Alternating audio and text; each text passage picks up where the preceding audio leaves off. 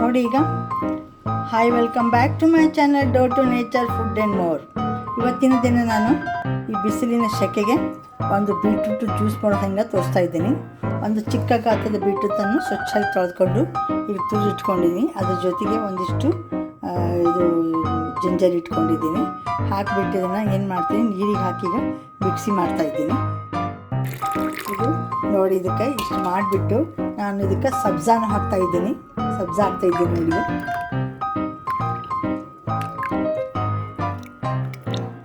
ಹಾಕ್ಬಿಟ್ಟು ಇನ್ನೂ ಸ್ವಲ್ಪ ಏನು ಮಾಡಬೇಕು, ಚೆನ್ನಾಗಿ ಮಿಕ್ಸ್ ಮಾಡಬೇಕು.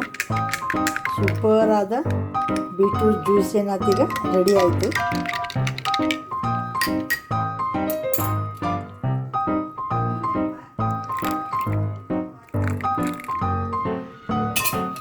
ತುಂಬ ಚೆನ್ನಾಗಿ ಆಗಿದೆ ನೋಡಿ. ಈ ರೀತಿ ನೀವು ಮಾಡ್ಕೊಂಡು ನೋಡಿ.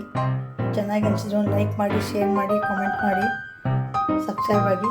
Thank you very much for watching my channel. Thank you.